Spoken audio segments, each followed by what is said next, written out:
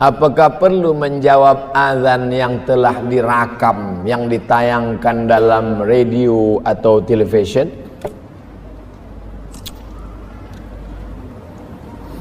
Siapa yang menjawab azan sama dengan ucapan muazzin, kecuali pada lafaz hayya 'alas shalah, hayya 'alal falah, dia jawab dengan la haula wala quwata illa billah, halat lahu syafaati yaumal qiyamah, ditutup dengan doa wasilah, Allahumma rabba hadhihi ad-da'wati at-tammati was-salatil qa'imah ati sayyidina Muhammadanil wasilata wal fadilah wasyarafa wad darajatal 'aliyata ar-rafi'ah wa ba'athallahumma maqaman mahmudan alladzi wa'adtah titik. Tapi dalam riwayat Al-Baihaqi ada tambahan, innaka la tukhliful mi'ad, halat lahu syafaati yaumal qiyamah, layak dia mendapatkan syafaatku pada hari kiamat. Itu yang azan siapa? Yang azan itu orang, manusia, bukan mesin, bukan CD, bukan DVD. Yang azan, kenapa? Karena yang membaca itu ada niatnya. Muazzin itu sebelum azan dia ada niatnya, sedangkan alat itu tak ada niatnya. Oleh sebab itu kita jawab. Adapun ada orang menjawab azan di radio, di television, dia jawab baik, tidak salah, terhitung sebagai zikir. Zikir. Allahu Akbar, Allahu Akbar, Allahu Akbar, Allahu Akbar. Begitu juga dengan ketika mendengar ayat sujud tilawah. Nama ayatnya sajadah, nama sujudnya tilawah. Ada orang bertanya kepada salah seorang ulama, Syekh, ya, kalau saya mendengar orang membaca ayat sajadah, apakah saya sujud tilawah? Ya, sujud tilawah. Bagaimana kalau yang saya dengar itu radio, bukan orang? Bagaimana kalau yang saya dengar itu MP3, CD? Kata Syekh, kalau CD sujud, awak ikut sujud. Maknanya apa? Dia tak ada niat. Tapi kalau dia berzikir menyambut ini, baik. Kalau jawaban saya berbeza dengan jawaban fatwa ulama, mufti, maka campakkan pendapat saya pakai pendapat yang sudah difatwakan oleh para ulama. Ikhtilaf dalam masalah ijtihad, kalau berbeza pendapat mufti suatu negeri, maka campakkan pendapat, karena perbezaan al-khuruju minal khilafi aula, keluar dari khilaf lebih baik. Bagaimana sebaiknya menguruskan daging kurban? Tulang boleh dibuang, bahagian lain bagaimana? Dulu masa zaman Nabi Muhammad sallallahu alaihi wasallam, Nabi menjaga kambing, dibawa kambing, diikat dekat rumah, dibagi makan beberapa hari menjelang Idul Adha. Selepas salat Id balik, lalu kemudian Nabi menjatuhkan kambing ke tanah, dihadapkan ke kiblat. Nabi pun memotong 2 ekor kambing, kabsyaini, 2 ekor kabs, amlahaini, putih, akranaini, bertanduk, sudah bertanduk, umurnya sudah cukup. Lalu kan Nabi pun memotong, bismillah, wallahu akbar, Allahumma minka walaka. Kambing pertama, Allahumma taqabbal min Muhammad wa ali Muhammad. Kambing yang kedua, Allahumma taqabbal min Muhammad wa ummati Muhammad sallallahu alaihi wasallam. Dibagi 3, 1/3 untuk ahli bait, 1/3 untuk jiran, tetangga, kerabat, 1/3 untuk fakir, miskin. Apakah semuanya mesti 1/3? Biji matanya dibagi 3 juga? Ada namanya urf. Urf, Quran, hadis, ijma', qiyas, syar'u man qablana, saddu zara'i, qaulus sahabi, istihsan, istishab, urf. Kalau menurut urf bahwa tulang ini bisa dibagi 3, bagi 3. Tapi kalau yang kecil-kecil, ma'fu anhu, termaafkan. Begitu juga tentang masalah kulit, tentang masalah ada yang memang boleh dibagi tiga, bagi tiga. Tapi ada yang rasa-rasa tak mungkin boleh bagi tiga, ma'fu anhu, termaafkan. Wallahu a'lam bishawab. Apa kelebihan membangunkan orang lain menunaikan solat fardu dan kita membangunkannya secara lembut dan baik? Rahimallahum ra'an, Allah menurunkan rahmat kepada seorang suami, alladzi aiqadha ahlahu, yang membangunkan istrinya dengan mengambil air. Dia ambil air, dipercikkannya ke wajah istri. Oh my darling.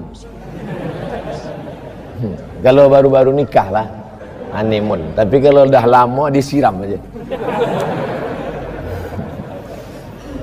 Hadis sahih, rahimallahum ra'an, Allah menurunkan rahmat kepada suami, alladzi aiqadha ahlahu, yang membangunkan istrinya. Lalu bagaimana dengan kami istri? Hadisnya belum habis. Rahimallahum ra'atan, Allah merahmati perempuan, allati aiqazat zaujaha, yang membangunkan suaminya. Beruntunglah tuan-tuan yang mendapatkan istri yang membangunkan, karena itu ciri istri salihah. Apa ciri istri salihah? Allati tu'inu ala imanihi, yang mampu menolong iman. Kalau dia mampu menolong solat kita, dia mampu menolong tazkirah kita, maka itulah salihah. Mudah-mudahan termasuk yang salihah-salihah insyaallah. Boleh? Ada.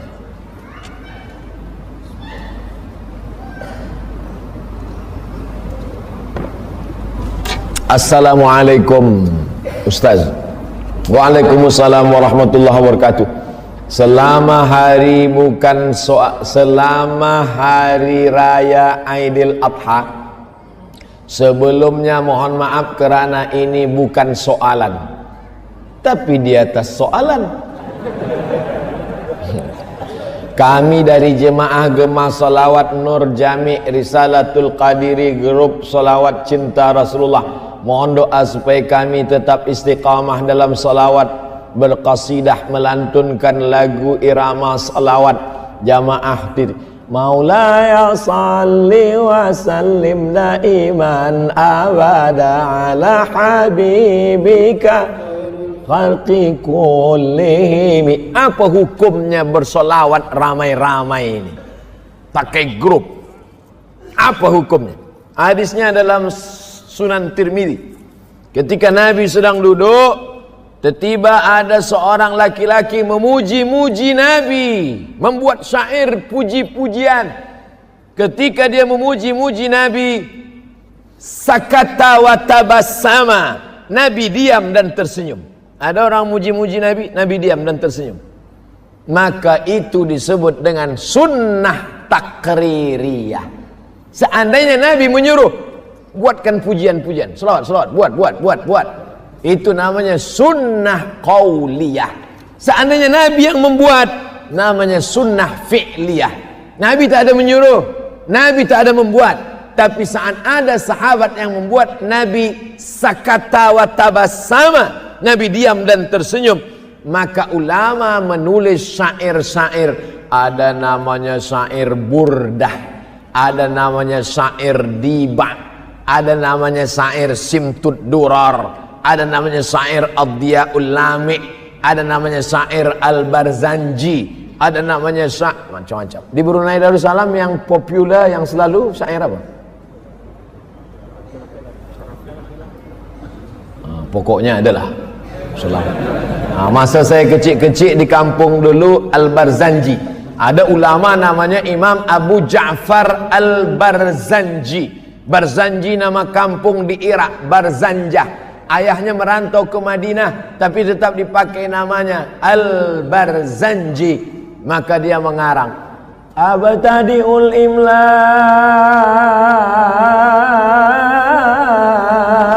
bismidzatil aliyah mustadirra faidal barakati ala ma ana lahu wa aula. Maka orang pun bersalawat. Abtadiul imla, kami mulai waktu yang kosong ini bismidzatil aliyah, dengan menyebut nama Allah yang maha tinggi. Mustadirran faidal barakat, mengharapkan dapat barakah.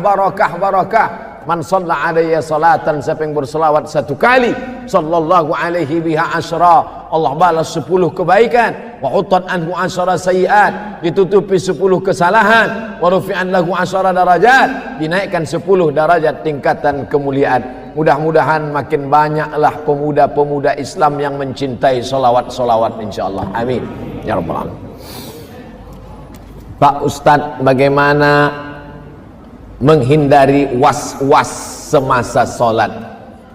Was-was pertama datang dari air percikan, air kencing najis. Maka di dalam hammam, restroom, mesti memakai terompah kayu. Dululah, sekarang yang buat terompah kayu lagi dipakai. Supaya apa? Sebab a'zamul waswasah, sebagian besar was-was itu datang daripada bilik, daripada mirhat, karena ada percikan air najis. Oleh sebab itu segala yang kecil dijaga. Selepas itu kita akan menghadap Allah Subhanahu wa taala, membaca a'udzubillahi minasyaitonir rajim, ta'awuz. Setelah itu membaca kul a'udzu birabbin nas, malikin nas, ilahin nas, min syarril waswasil khannas alladzi waswisu fi sudurin nas minal jinnati wan nas. Selepas itu menghadap Allah Subhanahu wa taala, sallu salatal muwaddi, anggaplah itu salat yang terakhir. Setelah itu serahkan kepada Allah. Datang macam-macam, la yukallifullahu nafsan illa wus'aha. Nabi punya anak namanya Fatimah. Sayyidatuna Fatimah punya anak namanya Sayyidina Husain. Husain punya anak namanya Sayyidina Ali. Muskil, datuknya Ali, cucunya Ali. Bila disebut dua Ali, Ali mana? Ali satu apa Ali dua? Maka untuk membezakan antara datuknya Sayyidina Ali dengan cucunya Ali, ditambahlah laqab Ali Zainal Abidin. Ali Zainal Abidin masuk mirhat, tempat qada hajat. Lepas keluar dari situ, dia nak sembahyang, dia lepas bajunya, dia ganti baju baru. Anaknya bertanya, ayahanda Ali Zainal Abidin, ya, kenapa baju yang masuk tadi keluar diganti, bersalin baju dengan baju yang baru? Kerana aku takut kaki lalat yang hinggap tadi membawa najis. Kaki lalat. Kita kadang kaki kambing pun tak peduli. Begitu halusnya. Aku takut kaki lalat tadi yang hinggap di pakaianku. Padahal kalau menurut fiqh itu ma'fu anhu, kaki lalat ma'fu anhu, tapi lalat 1-2 lah, jangan 1000 lalat. Lalu kata anaknya, Rasulullah sallallahu alaihi wasallam memakai kain yang dalam mirhat, restroom, tempat qada hajat, dia guna juga di saat salat. Maka Sayyidina Ali Zainal Abidin meninggalkan perbuatannya yang sangat amat warak tadi karena mengikut Nabi Muhammad sallallahu alaihi wasallam. Kisah itu disebutkan dalam kitab, nama kitabnya Tambihul Mughtarrin, peringatan bagi orang-orang yang tertipu, ditulis oleh ulama abad ke-10 Hijrah, namanya Al-Imam Abdul Wahhab Asy-Sya'rani. Wallahu a'lam bishawab. Apa hukum mencari uang belanja keluarga bersama-sama. Apa hukum suami istri mencari uang bersama-sama? Suami punya uang, istri punya uang. Apa beza uang istri dengan uang suami? Dalam uang suami ada hak istri, tapi dalam uang istri tak ada hak suami. Setuju? Saya ulang sekali lagi. Suami punya uang, punya kereta, punya harta. Istri punya uang, punya harta, punya kereta. Apa bezanya? Dalam harta suami ada hak istri, tapi dalam harta istri tak ada hak suami. Bila ada suami istri bekerja bersama-sama, siapa yang menanggung nafkah belanja? Suami. Kewajiban suami ada 5: makan, pakai, tempat tinggal, pendidikan, perhatian. Bila dia tidak memberikan itu, maka dia zalim, dituntut di hadapan Allah SWT. Hukum asal perempuan itu di mana? Buka Quran. Wa qarna fi buyutikunna. Perempuan mestinya di rumah, tidak bekerja. Perempuan itu di rumah saja. Jangankan untuk bekerja di luar, membawakan air minum tamu pun tidak. Bila dia dah buat, dia panggil, hai pembantu, nih bawa kepada tamu. Tapi kerana Islam ini agama rahmatan lil alamin, maka Asma memikul makanan unta di atas kepalanya. Asma saudara kandung Aisyah. Nabi Muhammad SAW menengok Asma, Nabi menolong Asma membawa pulang ke rumah. Itulah dalil perempuan boleh bekerja, kerana Nabi tidak melarang Asma. Seandainya Nabi melarang, hei Asma pergi balik, haram. Haram perempuan bekerja. Perempuan boleh bekerja kerana Nabi tak melarang Asma, tapi dengan syarat izin suami. Tapi izinnya memang betul ikhlas izin, bukan kerana terpaksa. Karena banyak juga suami beri izin kerana dia terpaksa. Abang, aku nak kerja. Kalau kau tak izin, awas. Yang kedua, tempat bekerja itu tidak ikhtilat. La yakhluwanna rajulun ma'amra'atin illa ma'adhi mahramin. Tak boleh berdua-dua tanpa ada mahram. Yang ketiga, la tabarrujna tabarrujal jahiliyatil ula. Tak boleh bersolek-solek jahiliyah. Bila selamat daripada ini, maka perempuan boleh bekerja, tapi hukum asal nafkah adalah suami. Bila istri mau membantu, maka tatawwu bagian dari sedekah. Sebenarnya ini bukan kewajibanku, kata istri, tapi sebab aku kasihan melihat engkau, aku nak bersedekah sikit. Pakailah. Itu hukum asal. Wallahu a'lam bishawab. Untuk salat isyraq bagi perempuan bujang, tidak mengapakah solat di rumah sahaja? Ini bertanya apa menawar? Hadisnya hasan, paling tinggi sahih, di bawah sahih hasan, di bawah hasan dhaif, di bawah dhaif maudhu', tak laku, tak pakai. Hadis maudhu' jangan riwayatkan, jangan sampaikan, haram. Contoh hadis maudhu', al-bazinjan syifa'un min kulli da', terung obat segala penyakit. Siapa yang membuat? Yang menjual terung. Man shallal ghadata fi jama'atin, sesiapa sahaja yang sembahyang subuh berjamaah, thumma qa'ada, kemudian dia duduk berzikir mengingat Allah, hatta tatlu asyam, sampai terbit matahari, thumma yusalli rak'ataini, kemudian dia salat sunnah 2 rakaat, kanat lahu ka ajri hajjatin wa umrah, maka dia dapat pahala seperti haji dan umrah. Sampai saat ini saya belum pernah membaca syarah ulama dari Sunan Tirmidzi. Hadisnya ada dalam Sunan Tirmidzi, syarahnya Tuhfatul Ahwadhi, atau dalam kitab fiqh lain yang menyatakan boleh keluar daripada 3 syarat. Sembahyang subuhnya mesti berjamaah, kemudian keluar masjid tidak, dia duduk berzikir dengan Allah sampai terbit matahari, barulah dia solat sunat isyraq 2 rakaat. Isyraq, duha, awabin, waktunya sama, rakaatnya sama, yang berbeza syaratnya saja. Kalau cukup syarat di awal disebut dengan isyraq. Bila dia tak cukup syarat, subuhnya tak ke masjid, atau lepas subuh ke masjid dia balik ke rumah, lepas tu dia salat, namanya duha.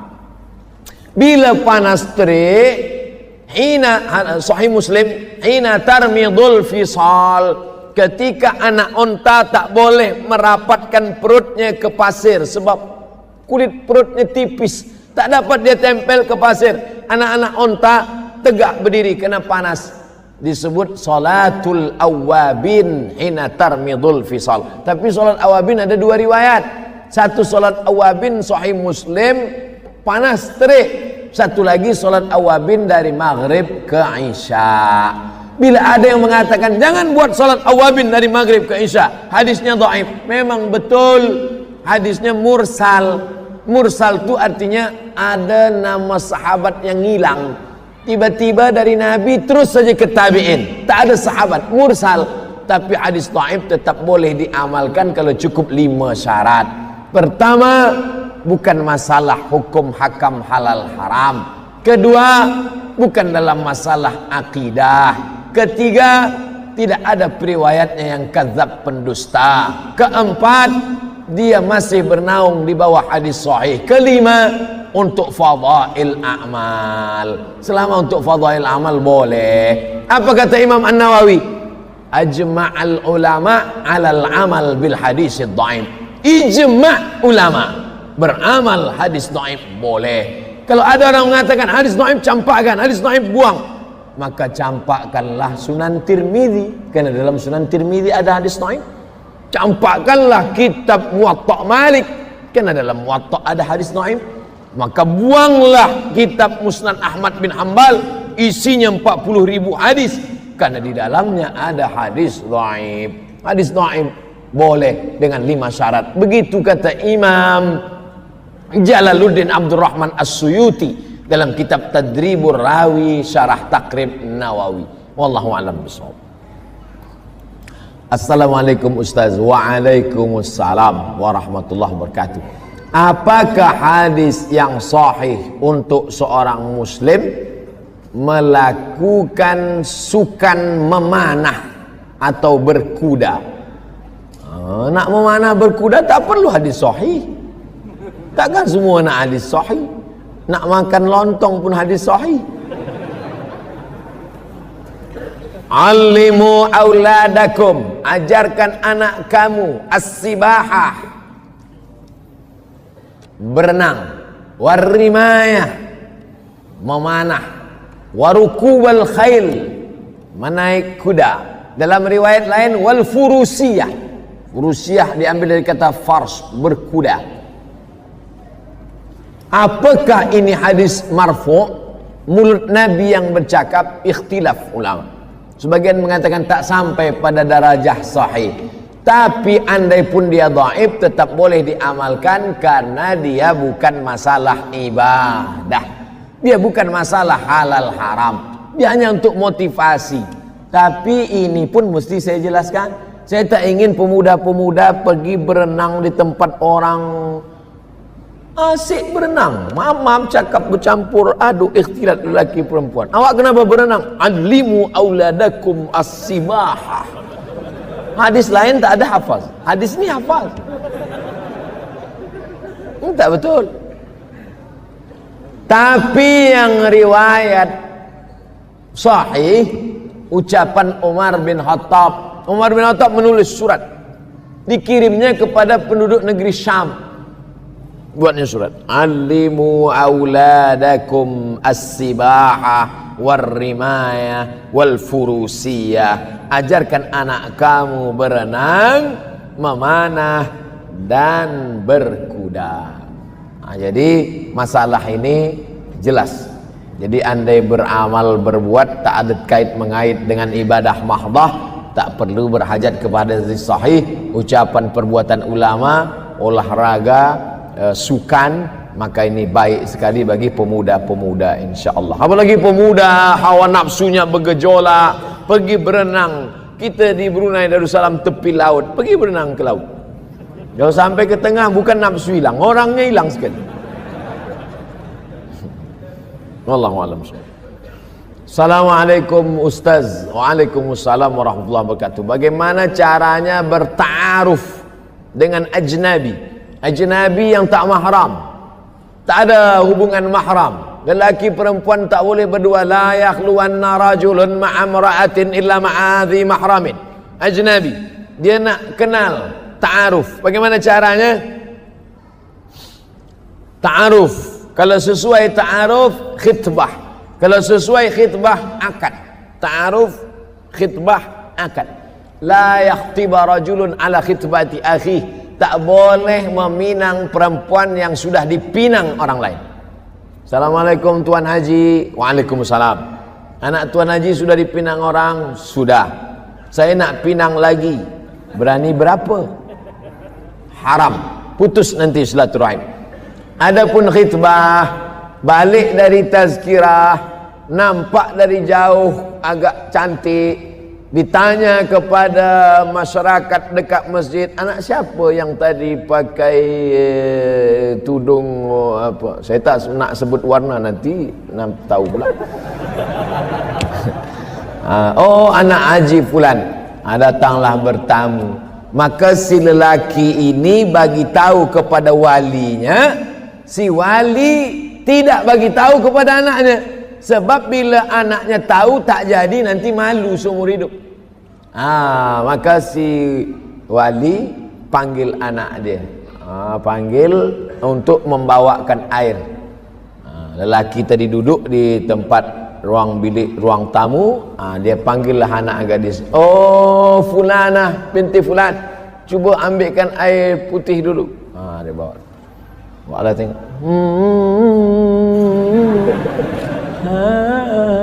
Tengok. Begitu dia tengok, oh tak jadilah Tuan Haji. Rupanya saya nampak elok dari jauh. Dari dekat rupanya tak elok. Tungkahul mar'atu li arba', perempuan dinikahi kerana 4. Lima liha, kerana dia kaya. Wali hasabiha, kerana nasab keturunan. Wali jamaliha, kerana cantik. Jangan kau pandang kerana harta, harta akan binasa. Jangan kau pandang kerana nasab, nasab boleh jadi akan berubah. Jangan kau pandang kerana cantik, hari berganti, musim berubah, wajah pun ikut berubah. Fazfar bidzatid din, pandanglah kerana agama, taribat yadaka, selamat engkau. Man talaba akhan bila aibin baqiya bila akhir. Siapa mencari kawan yang tak bercacat, seumur hidup takkan berkawan. Istikharah, tawakkal 'ala Allah. Fa idza azamta, kalau kau sudah azam, fatawakkal 'ala Allah. Mudah-mudahan yang pemuda-pemuda yang belum berjodoh didekatkan Allah jodohnya insyaallah. Yang mengucapkan amin yang belum menikah. Yang udah untuk anak-anaknya. Takbir Idul Adha ada yang mengatakan bermula subuh Zulhijjah, tapi yang sering diamalkan bermula maghrib dan berhenti asar. Allahu Akbar, Allahu Akbar, Allahu Akbar, la ilaha illallah, wallahu akbar, Allahu akbar, walillahil hamd. Kapan? Bila dimulai? Dua pendapat. Pendapat yang pertama, asyuru' ila salah, ketika pagi berangkat dari rumah akan pergi ke tempat sembahyang.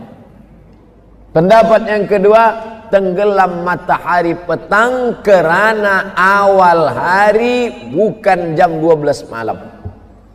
Yang awal hari jam 12 malam itu Masehi.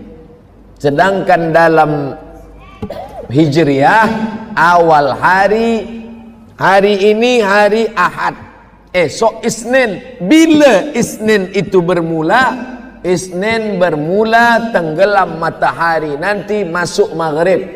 Pendapat yang mengatakan takbir diawali lepas matahari tenggelam kerana 9, 10 Zulhijjah itu berawal dari semalam, manakala matahari Sabtu tenggelam, muncul bulan, disitulah dia 9, 10 Zulhijjah.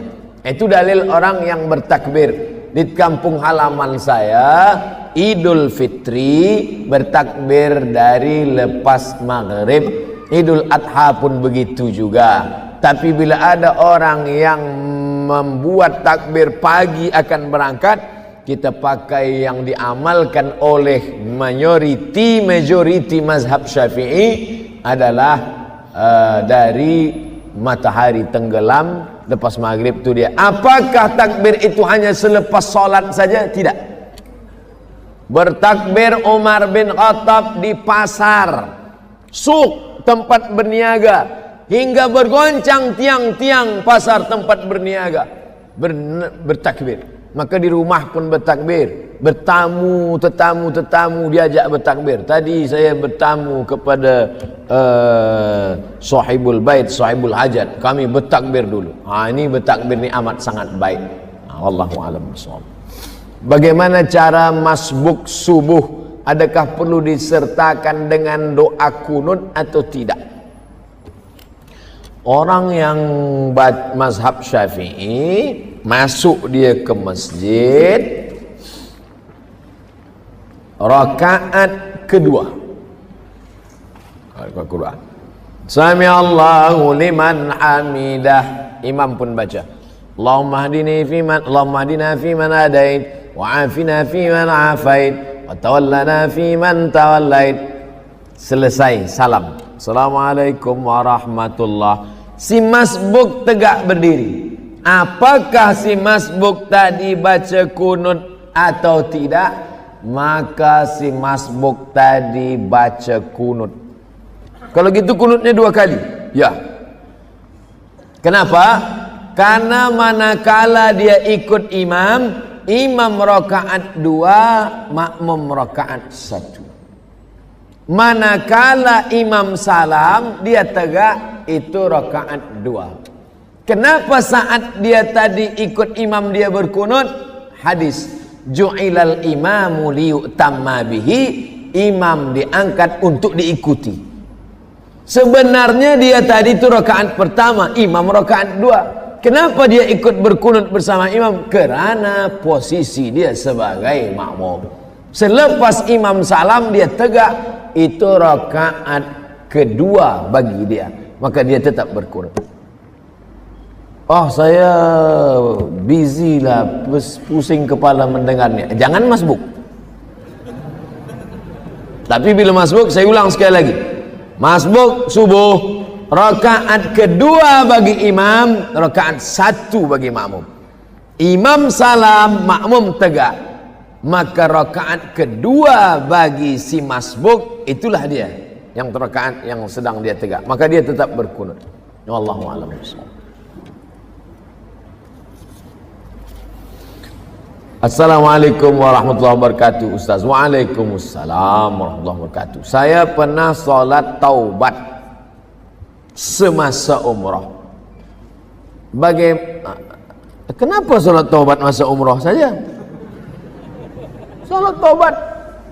Ma min muslimin yuznibu dzamban, bila ada orang yang buat silap salah dan dosa, thumma yatatahhar, setelah itu dia bersuci, paling elok mandi taubat, thumma yusalli rak'ataini, kemudian dia salat sunat 2 rakaat, illa ghafarallahu lah, Allah ampunkan dosanya. Setelah membacakan hadis ini, Nabi pun membacakan ayat, walladzina idza fa'alu fahishatan aw zalamu anfusahum dzakarullah fastaghfaru lidzunubihim. Orang-orang yang silap salah kemudian dia bertaubat dan minta ampun kepada Allah, maka Allah mengampunkan dosanya. At-taibu minadz dzambi kama la dzambalah.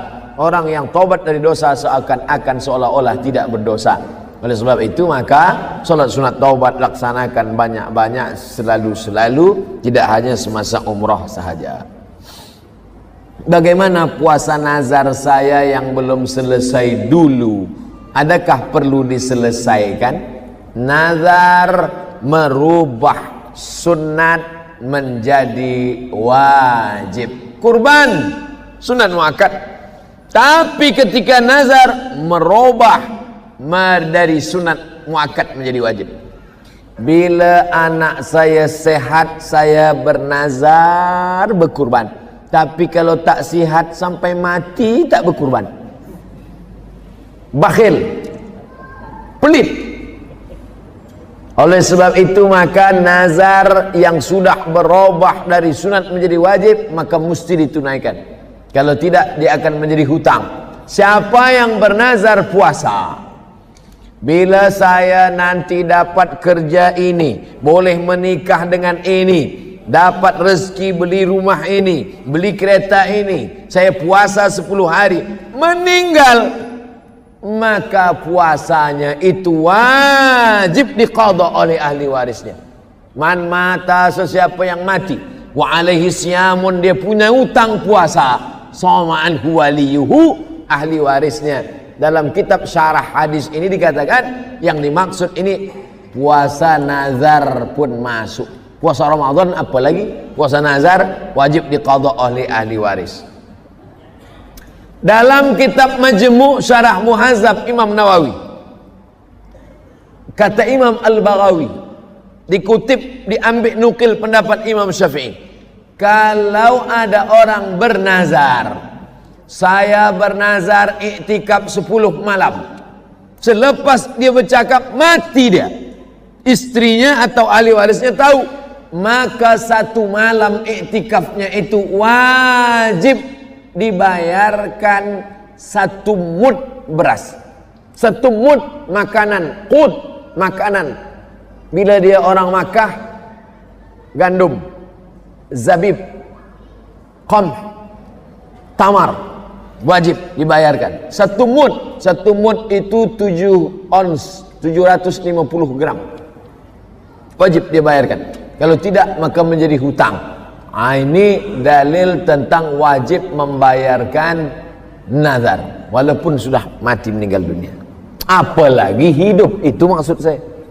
Sedang mati aja wajib dibayar, apalagi hidup.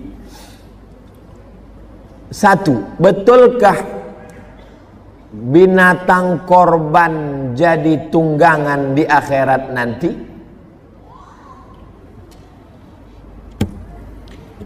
Nanti bila kita berkurban, maka binatang ini nanti akan menjadi tunggangan kita di akhirat.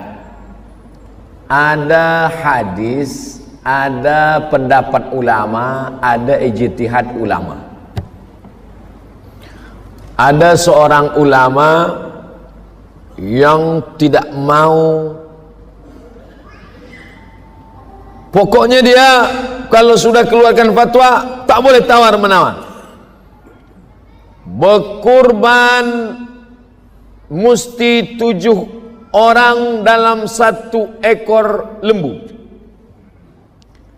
Bagaimana kalau ditambah dengan kambing? Oh, tak boleh, karena nanti dia akan tunggangan dia lembu. Kita sekarang berhadapan dengan orang yang rasional. Saya tak nak 1 lembu dengan awak lah. Dia berfikir. Ini memahami targhib wa tarhib, motivasi. Targhib bagi motivasi, tarhib membuat takut. Nah, jadi cerita tentang hewan kurban menjadi tunggangan itu ada dalam kitab. Tapi memahaminya secara akli, itu boleh membuat orang nanti menjadi ikhtilaf.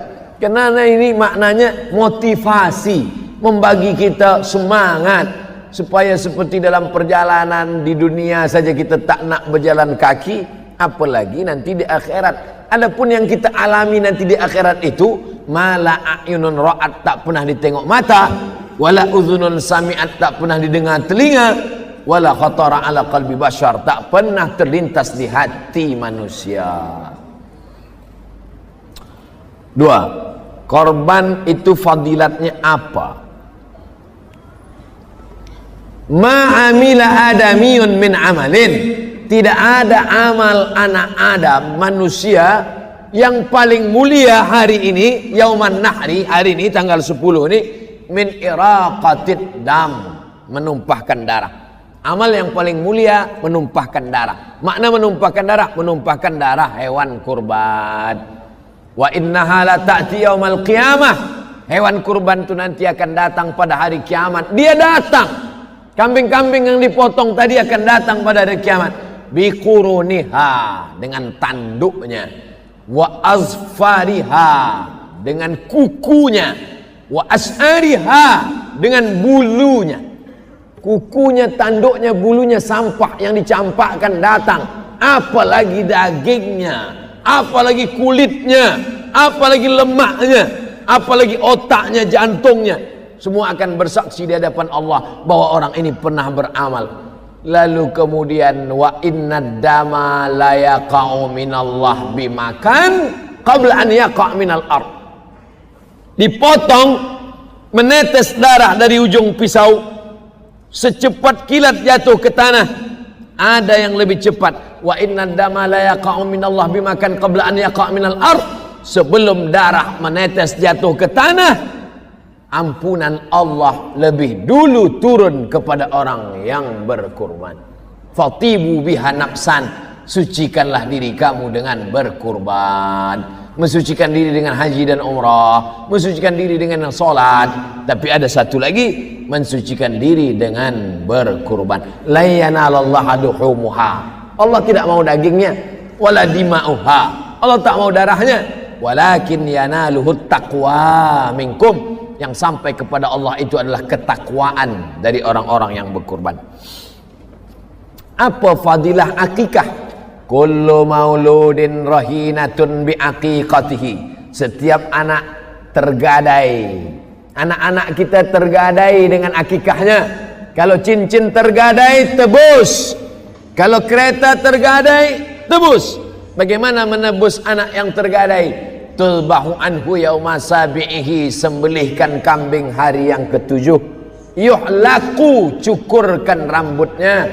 Wa yusamma, kasih nama yang elok, yang baik. Laki-laki 2 ekor kambing, perempuan 1 ekor, mazhab Syafi'i. Mazhab yang lain kita ikut afdal mazhab Syafi'i. Lalu kemudian setelah itu bagaimana harinya? Afdal 7. 7 tak boleh, 14. Hari ke-14 pun tak boleh, 21. 21 pun tak juga tak boleh, busy, sibuk, tak ada macam-macam. Tak usah tengok tarikh lagi, sebulan, 2 bulan, setahun, 2 tahun. Saya dah 50 tahun ustaz. Dulu masa kecil belum ada akikah, sekarang buat akikah. Oh sekarang tak usah dulu sebab banyak kambing. Tunggu agak sebulan 2 bulan, beli kambing, akikah. Umur 50 tahun, tapi potong kambing saja, jangan nak minta ayun. Nah, dulu orang akikah diayun. Umur 50 diayun, patah tiang ayun. Minta nasihat bagi orang yang selalu meninggalkan, mengambil ringan tentang salat. Man taraka salata muta'ammidan, siapa yang meninggalkan salat secara sengaja, faqad kafara jihara, maka kafirlah dia secara nyata. 2, la kafarata laha illa dzalik, salat tak boleh ditebus dengan haji, salat tak boleh ditebus dengan zikir. La kafarata laha, tak ada yang dapat membayar salat kecuali salat itu sendiri. Mazhab 4 sepakat, Hanafi, Maliki, Syafi'i, Hambali, salat yang lama-lama dulu wajib diqadha, wajib diganti. Lepas salat zuhur, qadha zuhur. Usolli fardhu zuhri 4 raka'atin qadha'an. Oh, Ustaz Somad tadi qadha lah. Itu jamak qasar sebab nak musafir. 3, bahwa orang yang meninggalkan salat menghancurkan agama. Nanti bila tuan-puan sampai ke Raudhah, tempat mihrab Nabi sujud, tengok di tiang sebelah kiri ada tulisan as-salatu imaduddin, salat tiang agama. Kenapa masjid megah, mewah, cantik kita boleh ada di dalam? Kerana ada tiang yang kuat. Kalau ma'uzubillah tiang ni iman, tiang adalah salat, maka hancur salat sebab tiangnya lapuk. Maka Abu Bakar Siddiq ketika dia naik menjadi khalifah, apa khutbah dia? Qumu ila salatikum yarhamkumullah. Tegakkan salat, rahmat Allah turun. Nabi sebelum meninggal apa pesan dia? As-salah, as-salah. Sejalan antara pesan Nabi dengan pesan Sayyidina Abu Bakar Siddiq, salat, salat. Jangan terima menantu yang tak sembahyang. Yang sudah diterima apa boleh buat, ajak-ajak ajalah sembahyang. Kerana dia akan menjadi imam, akan menjadi pemimpin, akan menjadi panutan, akan menjadi contoh suri tauladan. Semuanya diberikan rahmat dan keberkatan dari Allah. Assalamualaikum Ustaz. Waalaikumsalam warahmatullahi wabarakatuh. Semoga kita semuanya diberikan rahmat dan keberkatan dari Allah. Amin ya rabbal alamin. Apa hukum menyokong pasukan bola sepak Manchester United yang lambangnya ada setan?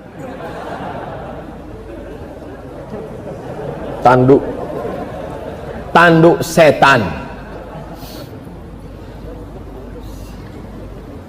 Apakah setan itu bertanduk? Ya, maka dalam hadis ada disebut dengan qarnai syaitan. Qarn tanduk, qarnai dua tanduk setan. Bila waktu dua tanduk setan, maka kita tak boleh salat, haram salat waktu dua tanduk setan. Bila itu? Ini bumi.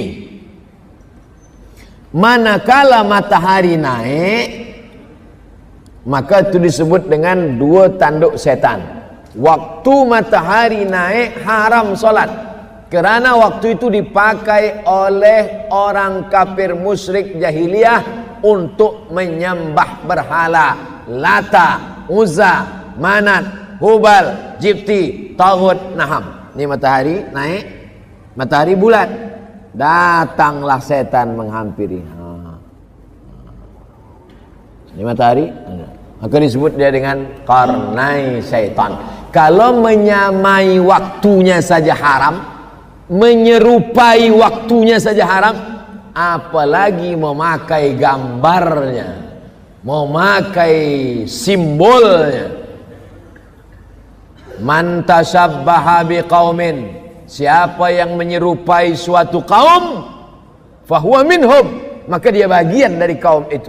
Yang paling menyakitkan adalah wa husyira ma'ahum yaumal qiyamah, dia akan dibangkitkan nanti pada hari kiamat. Na'udzubillah.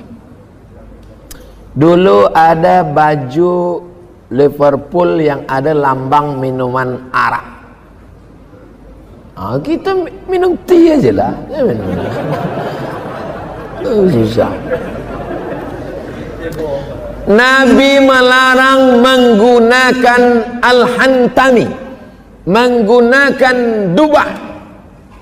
Kenapa dilarang menggunakan itu? Kerana ini adalah tempat khamar pada zaman jahiliyah. Diambil labu, orang Brunei sebut labu juga, labu, buah labu isinya dikeruk, kemudian dijemur di panas matahari, kemudian setelah kering dituang khamar ke dalam. Itu yang dipakai drunken master, yang bentuk labi. Haram mengisi itu dengan air, tak boleh. Kenapa? Karena menyerupai. Karena bila saya pakailah labu itu, letakkan di bilik tamu datang ke rumah, dia tengok, oh Ustaz Somad ceramah, patutlah dia berapi-api, rupa dia minum khamar juga. Tasyabuh, menyerupai. Apalagi ini ada yang lambang. Oleh sebab itu berhati-hati dengan lambang. Saya pergi ke Port Said. Port Said pelabuhan di Mesir, murah membeli barang-barang sebab tak ada cukai.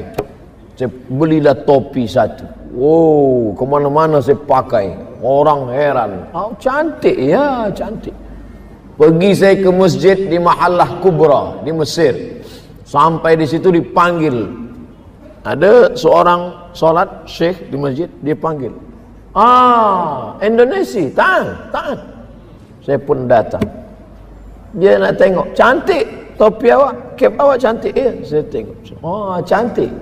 Dia kuyak. Saya pun tengah, kenapa awak kuyak punya saya? Haram, kata dia. Sebab di sini ada simbol-simbol yang merusakkan keimanan. Sampai mati saya ingat. Sebab saya sayang betul dengan topi. InsyaAllah. Begitulah mereka amar ma'ruf nahi mungkar. Tapi saya tak beranilah buat macam tu. Tak berani. Ada anak muda, sini aku ya, dia minta ganti. Tapi saya pernah mengalami begitu amar ma'ruf nahi mungkar. Assalamualaikum Ustaz. Waalaikumsalam. Saya pernah tak sampai membayar 5 hari puasa. Jadi sekarang bagaimana saya harus membayar puasa saya yang tinggal? Siapa yang puasa 6 hari di bulan Syawal, puasa qadha dia, nawaitu sauma ghadin qadhaan, aku puasa esok hari mengqadha. Qadha mengganti yang hilang dulu. Di bulan Syawal dia puasa qadha 6 hari, automatically maka dia sudah dapat puasa 6 hari sunat di bulan Syawal. Begitu kata Imam Abu Zakaria Al-Ansari, dan dinukil oleh Syekh Atiyah Saqar dalam kitab Fatawa Al-Azhar. Nanti hari Isnin esok tak boleh puasa. Isnin tak boleh, Selasa, Rabu tak boleh, Khamis puasa. Niatnya qadha. Nawaitu shauma ghadin qadhaan. Aku niat esok puasa qadha hari Khamis, maka automatically dia dapat 2. Qadha dia cash dia bayar dan dapat pahala puasa Isnin. Oleh sebab itu hari Khamis, Isnin, Khamis, Isnin, Khamis, Isnin, dah habis 5 hari. Apa susah-susah? Elok kita puasa Khamis nanti untuk menghilangkan kolesterol kambing-kambing yang 3 hari. Apa hukum anak, maaf cakap, luar nikah dikategorikan anak yatimkah dia? Siapa yatim itu? Hadis riwayat Imam Abu Daud. Man mata abuhu walam yablughul hulum. Itu definisi yatim. Itu makna yatim. Siapa yatim itu? Mata abuhu, mati, meninggal dunia, wafat ayahnya, walam yablughul hulum, dan dia belum akil baligh. Mata, meninggal, bukan hilang atau tak ada ayahnya, maka dia bukan yatim. Walam yablughul hulum, dan walam yablughul hulum, belum akil baligh. Itu definisi ulama. Dari mana mereka buat ini? Dari hadis Sunan Abi Daud, la yutma ba'dal ihtilam, tidak yatim lagi selepas ihtilam. Ihtilam, maaf cakap, mimpi akil balik. Pendapat kedua, pendapat Ibnu Abbas. Pendapat kedua, pendapat Ibnu Abbas. Anak yatim meninggal ayahnya, selepas akil baligh tetap yatim walaupun tumbuh janggutnya.